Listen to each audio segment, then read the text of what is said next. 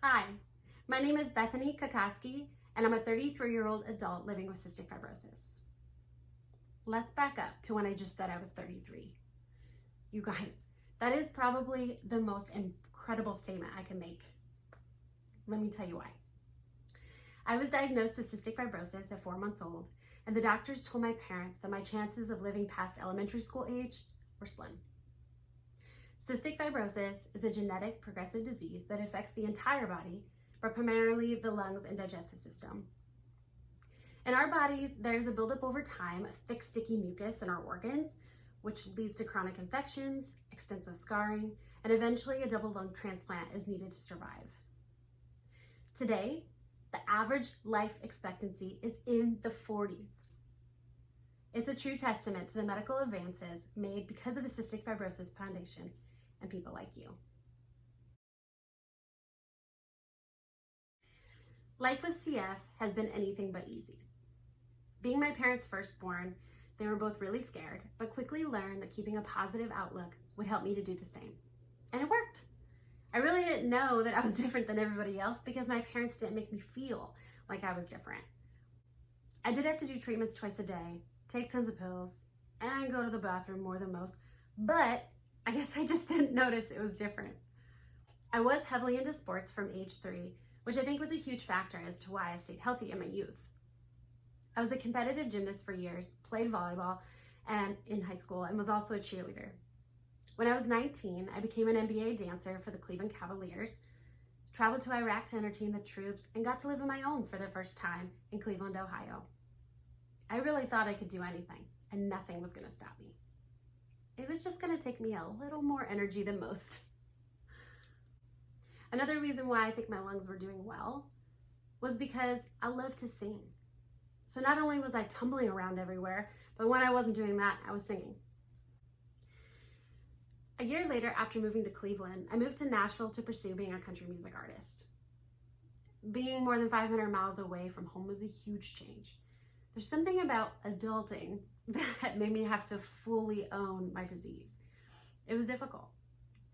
I caught lung infections and had to do multiple IV antibiotics through a PICC line, which is a catheter from your arm to your heart. At this time, I also didn't have a job that provided health insurance. So my bills were really racking up and I needed to make a change, honestly, because my health and my finances depended on it. I went back to school to become a physical education teacher because I love exercise and I loved kids as well. Other than regularly taking care of my health and going to school, I was also in a relationship that spanned over 10 years. We got married at the courthouse in 2011 and planned on having a big wedding with our families in May of 2015. Just a month prior, in April of 2015, I found out my then husband, who was a touring country music artist, was having an affair. It was the most devastating and traumatic thing I had ever been through at that point. I felt that my disease was a direct correlation to why he didn't want to be in the marriage. My divorce was exhausting and took a toll on my health, not just mentally, but physically as well. So I started a healing journey, but my lungs had already taken a hit. A few years ago, I had a life-threatening pulmonary embolism, which is a blood clot in the lungs. Throughout this time, it was really scary knowing my lungs were declining, but it wasn't as scary as the fear I had for my sister's life. I have 2 sisters, Kimberly and Mackenzie. Kimberly is a carrier for the CF gene, but she does not have the disease. Kenzie, who is 12 years younger than me, also has cystic fibrosis. Even though we are far apart in age, we were and are extremely close. She's the funny in our family. Her spirit is contagious and her laugh, let me tell you, and she is the biggest joy in our family's life. Kenzie's health was very different than mine. Growing up, I had a lot of digestive issues. Even one time having a rectal prolapse, which I'll let you look that up if you dare. But Kenzie always had lung issues pretty much right away. and her hospital stays started early in her life. At 9 years old, she had kidney failure from an IV antibiotic that she was on and had to go on dialysis. Kenzie fought hard, but when she went off to college just a few years ago, her already low lung function dove even lower.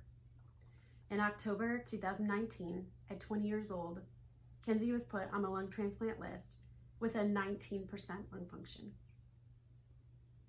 Luckily, 12 days later, we received the call for Kenzie's new lungs, and my sister and I raced up to Ohio to be there with her. I always say Kenzie's the glue that holds our family together because my parents got divorced in 2010 and it was really rocky for years. But taking care of Kenzie was something we all had in common. Kenzie made it through the surgery, but had some complications along the way. Even at one point, from the medication that she was on, she went blind for 2 days. When Kenzie was in the step-down unit recovering from the transplant, I got the call from my nurse at Vanderbilt that I was approved for Trikafta. Trikafta, for those of you that don't know, is a triple combination therapy taken to treat the underlying cause of CF. In trials, it was improving people's lung functions on average of 14%. And 90% of the CF population was going to be able to take this drug. I was ecstatic. It meant myself and the CF community is going to be able to grow old. I'm going to have the chance. And that was due to all of your donations allowing funding for research. I took my first dose that day in the hospital next to Kenzie, remembering all of my CF friends who had passed away and did not get the chance to see that day. And for my sister, who didn't get Trikafta in time. But we cheered each other on like we always have. It's been almost a year since Kenzie's transplant, and she has recovered remarkably. She will be on anti-rejection medications for the rest of her life. But let me tell you, she's just happy to be here. Now she can breathe, dance, sing, and look forward to a future that she wasn't really sure she could have. However, that future, it's on pause, as it is for the rest of us with cystic fibrosis. We're in the high-risk category, and COVID-19 directly affects the lungs. Now, shortly after my pulmonary embolism a few years ago, I met Austin, who is now my fiance. We got engaged a month after Kenzie's transplant, and we were supposed to have our wedding on June 12th, 2020, but we had to postpone due to the pandemic. The pandemic has sent my life in a weird direction. Because I'm an elementary teacher, I didn't feel that it would be safe to be at work right now. The amount of hours I have spent on doing treatments twice, sometimes 3 times a day, going to doctor's appointments, through hospital stays, and just the overall behind the scenes work I have fought so hard through my entire life, my chances of contracting COVID and wiping all of that out isn't worth it. I have the best health I have had since my teenage years because of this miracle drug, but I'm stuck at home. The irony. I also had to take an unpaid leave because insurance won't cover anyone who is at high risk for COVID-19. These times are rough, but I, and I'm sure most of you, have been through rough before. When you come away from this event tonight, I want you to use my life and my sister's life as an opportunity to see the world in a different way, to take the problems that you face as a way to grow and be better, to be grateful for what you have right now in this moment, and to always, always protect others by wearing a mask. But seriously, wear your mask. But seriously, even though Trikafta is helping and it is amazing, it's not a cure. And, I may not be coughing my head off anymore, but I still have to do treatments, take tons of pills, and fight battles for the rest of my organs. And 10% of the population still doesn't have a drug like Trikafta.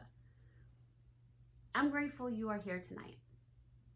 We need you more than ever because we are so close to getting rid of this thing. Together, we can make CF stand for Cure Found. Thank you for hearing my story, and thank you for being here.